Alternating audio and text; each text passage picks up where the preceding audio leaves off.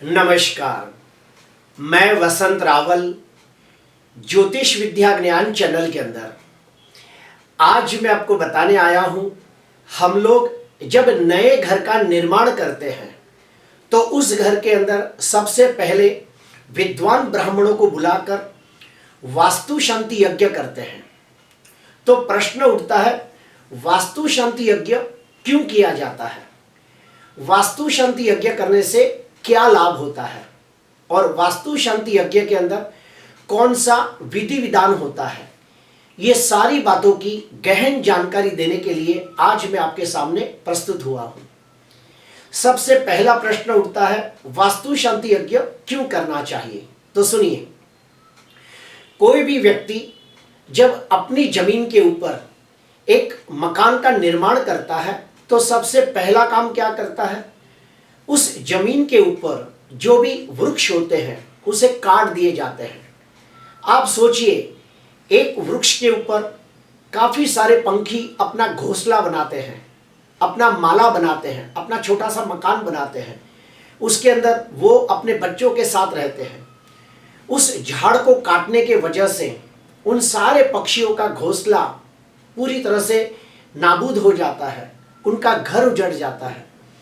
हम लोग जब घर बनाते हैं तो जमीन का खोदकाम करते हैं, जेसीबी को बुलाते हैं और जेसीबी के मशीन के द्वारा जमीन का खोदकाम किया जाता है, उसके ऊपर बुलडोजर घुमाया जाता है। सोचो, जमीन के अंदर हजारों लाखों छोटे छोटे सूक्ष्म जीव होते हैं जिनका नाश हो जाता है, जो मर जाते हैं, उसका हमें दोष लगता है। इसीलिए हम लोग जब नए मकान का वास्तु शांति यज्ञ करते हैं तो ब्राह्मण संकल्प के अंदर क्लियर कट शब्दों में बोलता है कि इस मकान बनाते समय जो भी छोटे मोटे काफी सारे जीवों का नाश हुआ है उसका हम प्रायश्चित करते हैं और इस घर के अंदर हमें सुख शांति समृद्धि प्राप्त हो, इसलिए देवी देवताओं की पूजा की जाती है। काफी बिल्डर लोग भी जब बिल्डिंग बांधते हैं तो काफी बड़ी बड़ी जमीनों का खोदकाम करते हैं, काफी सारे झाड़ों को काट देते हैं, तो कई छोटे मोटे जीव जंतुओं का दोष लगता है। इसीलिए वास्तु शांति यज्ञ करना चाहिए। अभी दूसरा प्रश्न कि वास्तु शांति यज्ञ करने से क्या लाभ होता है?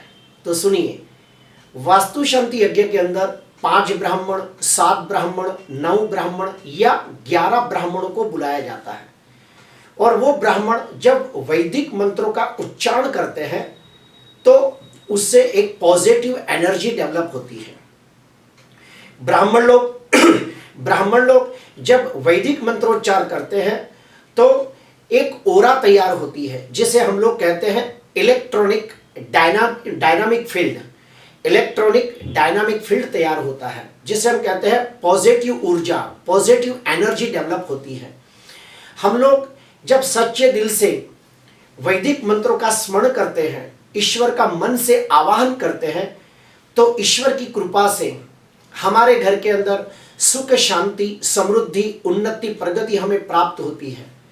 इसीलिए लोग वास्तु शांति यज्ञ करते हैं और वास्तु शांति करने का सबसे बड़ा लाभ ये है कि जब ब्राह्मण लोग वैदिक मंत्रों का उच्चारण करते हैं तो उस घर के अंदर एक पॉजिटिव एनर्जी डेवलप होती है, एक पॉजिटिव वाइब्रेशन डेवलप होते हैं, एक ओरा तैयार होती है। उसके वजह से उस घर के अंदर कोई भी नेगेटिव ऊर्जा हो तो वो ऊर्जा का नाश होता है, जैसे कि भूत प्रेत पिशाच याधि व्याधि उपाधि दुख कष्ट तकलीफें कंकास कलेश अशांति, कोई भी नेगेटिव ऊर्जा हो तो उसका नाश होता है। इसीलिए विद्वान कर्मकांडी ब्राह्मणों को बुलाकर घर के अंदर वास्तु शांति यज्ञ किया जाता है और सात्विकता की स्थापना की जाती है। अभी तीसरा प्रश्न ये आता है कि वास्तु शांति यज्ञ का विधि विधान क्या होता है और वास्तु शांति के अंदर कौन कौन सी बातों का विशेष ध्यान रखना होता है। ये सारी बातें अभी मैं आपको बता रहा हूं। तो सुनिए, ब्राह्मण लोग आने के बाद सबसे पहले 4 प्रकार की शुद्धि करवाते हैं और ये 4 प्रकार की शुद्धि कौन कौन सी है? तो सुनिए, सबसे पहले नंबर पे आती है आत्मशुद्धि, दूसरे नंबर पे आता है अंग शुद्धि, तीसरे नंबर पे आता है स्थान शुद्धि और चौथे नंबर पे आता है सामग्री शुद्धि। फिर से कहता हूं, आत्मशुद्धि, अंग शुद्धि, स्थान शुद्धि और सामग्री शुद्धि, ये 4 प्रकार की शुद्धि होने के बाद सबसे पहले अग्नि की पूजा की जाती है, यानी कि दिए की पूजा की जाती है। क्यों? क्योंकि अग्निदेव का काम है हमारी पूजा पाठ, हमारी श्रद्धा, भक्ति और विश्वास को स्वर्ग में पहुंचाने का काम अग्निदेव का है। इसीलिए सबसे पहले अग्निदेव की पूजा होती है। अग्नि पूजन होने के बाद फिर संकल्प लिया जाता है और संकल्प के अंदर कहा जाता है कि ये घर बनाते समय जो भी छोटे मोटे हजारों जीवों का नाश हुआ है उसको मुक्ति मिले, उसे सद्गति मिले, उसकी आत्मा को शांति मिले और हमें इस घर के अंदर सुख शांति समृद्धि हो। इसीलिए हम लोग वास्तु शांति यज्ञ कर रहे हैं। संकल्प होने के बाद सबसे पहला काम होता है गणपति जी की पूजा आरती करना। गणपति जी की आरतियां गाई जाती है, उसके बाद उनके वैदिक मंत्रोच्चार बोले जाते हैं, उनकी स्तुतियां गाई जाती है। गणपति की पूजा होने के बाद कलश की पूजा की जाती है, यानी कि लक्ष्मी नारायण की पूजा की जाती है। कलश की पूजा होने के बाद पुण्यवाचन किया जाता है। पुण्यवाचन होने के बाद मातृ का पूजन होता है। मातृ का पूजन के अंदर 16 देवियों की पूजा की जाती है। मातृ का पूजन होने के बाद नवग्रहों की पूजा की जाती है। नवग्रहों की पूजा होने के बाद सर्वतोभद्रमंडल देवता का आवाहन होता है। सर्वतोभद्रमंडल देवता का आवाहन होने के बाद ईशान्य कोण के अंदर वास्तु की पूजा की जाती है। वास्तु के अंदर भी 3 अलग अलग स्टेपिंग होते हैं, ध्यान से सुनना। ये अगर हम लोग कोई घर के अंदर या बंगलों के अंदर वास्तु शांति करते हैं तो 64 पदी वास्तु पूजा की जाती है। अगर कोई बड़ा हॉल, बड़ा मॉल, थिएटर, वाटर पार्क या बहुत बड़ी 5 स्टार होटल, ऐसी कोई जगह पे वास्तु शांति की जाती है तो 81 पदी वास्तु का पूजन किया जाता है। और जब कोई मंदिर की प्राण प्रतिष्ठा होती है तो 101 पदी वास्तु पूजन होता है। ध्यान रखना, सबसे पहले मकान के अंदर 64 पदी vastu, hall, mall, water park, theatre जैसी कोई बड़ी जगह हो, बड़ी प्रॉपर्टी हो तो उसके अंदर 81 पदी वास्तु होता है। और मंदिर की प्राण प्रतिष्ठा के समय 101 पदी वास्तु का पूजन किया जाता है। तो ब्राह्मण लोग वास्तु की पूजा शुरू करते हैं, उसके अंदर 64 वास्तु भगवानों को आमंत्रित किया जाता है। उसके बाद एक छोटी सी वास्तु की मूर्ति होती है, उस वास्तु की मूर्ति के अंदर प्राण प्रतिष्ठा की जाती है। और प्राण प्रतिष्ठा के अंदर 4 मुख्य मंत्र बोले जाते हैं। पहला मंत्र बोला जाता है ओम यम रम लम वम शम हम रम शम ओम ह्रीम आम ह्रीम क्रोम अश्यः। वास्तु मूर्ति है प्राण यह प्राण, अर्थात हे वास्तु मूर्ति, इस मूर्ति के अंदर तुम्हारी आत्मा आके बैठो। दूसरा मंत्र बोला जाता है जिसमें आखिरी में बोला जाता है जीव इह स्थितः, अर्थात हे वास्तु पुरुष, इसमें तुम्हारा मन, बुद्धि और विचार जागृत हो। तीसरे मंत्र के आखिरी में बोला जाता है सर्व इंद्राणी वाक मनः त्वकः चक्षुः स्तोत्रः जीवाः द्राणा पाणि पाद पायुपस्थानी इहे वाग्गत्यम सुखम तिष्ठन्तु नमः। अर्थात हे वास्तु देवता, तुम्हारे सारे अंग जागृत हो। चौथे मंत्र में बोला जाता है कि हे वास्तु पुरुष, तुम 16 श्रृंगार सज के आओ। तो इस प्रकार से 4 वैदिक मंत्र बोले जाते हैं जिसमें बोला जाता है कि हे वास्तु पुरुष, इस मूर्ति के अंदर तुम्हारी आत्मा जागृत हो, तुम्हारा मन बुद्धि विचार जागृत हो, तुम्हारे अंग जागृत हो और तुम 16 श्रृंगार सज के आओ।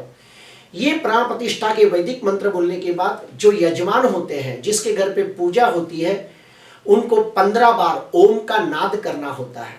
और ये 15 ओम का नाद क्यों किया जाता है? क्योंकि उस वास्तु पुरुष के अंदर 15 प्रकार के संस्कारों की स्थापना की जाती है। ये हो जाने के बाद फिर आगे बढ़ा जाता है और फिर उसके अंदर योगिनी पूजन होता है। 64 योगिनी को आवाहन दिया जाता है, 64 भैरव को आवाहन दिया जाता है और आखिरी में शिव जी की पूजा की जाती है। इस प्रकार से सारे भगवानों को पूजा के अंदर आमंत्रित किया जाता है। उसके बाद ब्राह्मण अच्छा मुहूर्त देखकर गृह प्रवेश करवाता है। अभी गृह प्रवेश कैसे किया जाता है, तो उसका भी एक विधि है। उसमें एक वर्धिनी कलश नाम का एक कलश होता है और उस वर्धिनी कलश को घर के बाहर रखा जाता है और उसके ऊपर 51 भगवानों को बुलाया जाता है। पूरे पृथ्वी के सारे धर्मों को, फिर वेदों को, तीर्थों को, सभी भगवानों को आमंत्रित किया जाता है और जो व्यक्ति का घर है उसकी पत्नी के हाथ से या उसकी छोटी बेटी के हाथ से गृह प्रवेश करवाया जाता है। गृह प्रवेश करते समय राइट पांव को घर में रखा जाता है और अपना जो कंधा होता है वो दरवाजे को टच करते हुए बोलना होता है, ओम वास्तु पुरुषाय नमः। ये मंत्र बोलते हुए घर के अंदर सभी को प्रवेश करना चाहिए। घर की लड़की और घर की पत्नी ये सबसे पहले घर में प्रवेश करते हैं, फिर बाकी के सभी सभ्य प्रवेश करते हैं और फिर पूरे घर के अंदर क्लॉकवाइज घुमा जाता है। उस समय मंगलाष्टक पढ़े जाते हैं और सारे भगवानों को घर दिखाया जाता है। इसे कहते हैं गृह प्रवेश। गृह प्रवेश होने के बाद थोड़ी देर के बाद होम हवन यज्ञ शुरू होता है और जितने भी भगवानों को आमंत्रित किया है उन सभी भगवानों को हविष के द्वारा भोजन दिया जाता है। हविष यानी जो हवन सामग्री होती है, वो हवन सामग्री जब हम अग्नि में डालते हैं तो उसे हविष कहते हैं और हर भगवान को स्वाहाकार के द्वारा भोजन दिया जाता है। स्वाहा क्यों बोला जाता है उसका भी एक कारण है। अग्नि की 2 पत्नियां हैं, एक का नाम है स्वधा, दूसरे का नाम है स्वाहा। तो जब भी हम आहुति देते हैं तो अग्नि की पत्नी का नाम स्वाहा बोलना पड़ता है। जब हम स्वाहा बोलते हैं तो अग्नि अपना मुंह खोलता है और उस आहुति को ग्रहण करता है। तो जितने भी मंत्रोच्चार हो उसके आखिरी में यजमानों को स्वाहा बोलकर आहुति दी जाती है। हवन के आखिरी में एक नारियल की पूर्णाहुति होती है, उस समय शक्रादेश स्तुति का बोला जाता है और आखिरी में आरती होती है और आरती होने के बाद वास्तु शांति यज्ञ पूरा होता है। उस समय भस्म तिलक भी किया जाता है। उसके बाद भी 3 काम रह जाते हैं। पहला काम कि जो भी यजमान होता है जिसके घर पे वास्तु शांति यज्ञ होती है उसे पूछा जाता है कि आपके घर के अंदर मंदिर का स्थान कौन सा होगा। तो घर के ईशान्य कोण के अंदर मंदिर का स्थान रखा जाता है।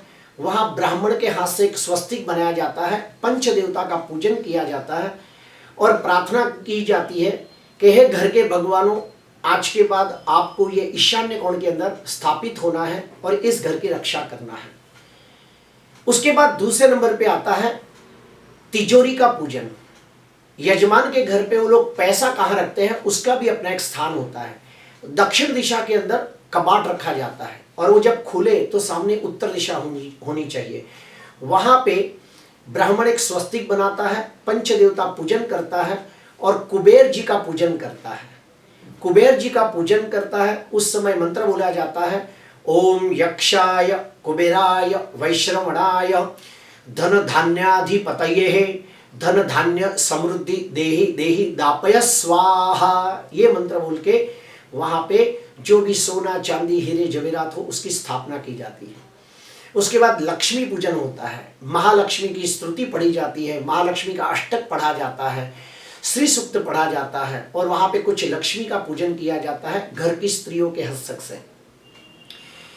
तो मंदिर की पूजा हो जाती है, तिजोरी की पूजा हो जाती है, फिर आखिरी पूजा रह जाता है अग्नि पूजन। तो हवन के अंदर से एक जलती हुई लकड़ी लेकर जो भी गैस हो चूल्हा हो उसे जलाया जाता है और अग्नि पूजा किया जाता है। अग्नि पूजन के समय अग्नि के मंत्र बोले जाते हैं और आखिरी में अग्नि के ऊपर एक दूध का टोप रखा जाता है, उस पर खीर बनाई जाती है और वही प्रसादी बना के सबको खिलाई जाती है। वास्तु शांति के अंदर एक सबसे इंपॉर्टेंट चीज होती है कि जब वास्तु की प्राण प्रतिष्ठा हो जाती है तो घर के सभी लोग एक साथ बैठ के वास्तु की आरती करते हैं और ब्राह्मण 3 मंत्रों का स्मरण करता है और ये 3 मंत्र बड़े काम के मंत्र हैं और ये वास्तु शांति के अंदर अवश्य बोले जाने चाहिए, तो ही वास्तु शांति यज्ञ फलता है, जो मैं आपको बताने जा रहा हूं। तो सुनिए वास्तु के 3 मुख्य मंत्र। आभयामि देवेशम वास्तुदेवं महाबलम देवदेवं गणाध्यक्षं पाताल तलवासिनम आह्वयामि देवेशम ध्रुव देवम महाबलम अचर कुरु कल्याणम ध्रुव गच्छ नमस्तुते पूजितोऽस्मि मया देवम सर्व सौख्य फलप्रदम मद गृहे धन धान्याधि पुत्र पौत्रादि विवर्धनम। वास्तु पुरुष देवताभ्यो नमः। सुप्रतिष्ठाः वरदाः भवतो। ये मंत्र खास बोलने की आवश्यकता है। अगर ये मंत्र बोल के वास्तु को प्रसन्न किया जाए तो वो वास्तु शांति अवश्य फलती है। वास्तु की प्राण प्रतिष्ठा होने के बाद वो जो मूर्ति होती है उसे घर के अंदर अग्नि कोण के अंदर जमीन के अंदर गाड़ा जाता है। गाड़ते समय भी दो बातों का ध्यान रखा जाता है। वास्तु का जो चेहरा है वो जमीन के अंदर रखना होता है, यानी कि ऐसा उल्टा वास्तु सोता है। और जो वास्तु की खोपड़ी होती है वो ईशान्य दिशा की तरफ होनी चाहिए और उस मूर्ति को जमीन के अंदर गाड़ दिया जाता है। गाड़ते समय कुछ लोग उसके अंदर घास या तो फिर फूल के पत्ते रखते हैं, उसके अंदर वास्तु की मूर्ति को रखते हैं, उसके ऊपर थोड़ा सा पंचामृत डाल के पूजा पाठ करके उस खड्डे को पैक कर देते हैं। उसके बाद जहां भी वास्तु की मूर्ति अग्निकोण में आपने गाड़ी है उसके आजू बाजू 3-4 फुट तक कोई भी गंदी चीज नहीं रखनी चाहिए। कचरा पेटी वजनदार चीज नहीं रखनी चाहिए। और जब भी आपके घर के अंदर आप कोई भी पूजा करते हो, कोई भी हवन यज्ञ करते हो तो वास्तु का स्मरण अवश्य करना चाहिए। प्रिय दर्शकों, ज्यादातर लोगों को मैंने देखा है कि 50 लाख का घर लेंगे, 1 करोड़ 2 करोड़ का घर लेंगे, उसके अंदर 20-20 25-25 लाख का इंटीरियर करवाएंगे, लेकिन किसी अच्छे विद्वान कर्मकांडी ब्राह्मण को बुलाकर 25-30 हजार रुपया देके वास्तु शांति यज्ञ नहीं करवाते। ये बहुत अफसोस की बात है।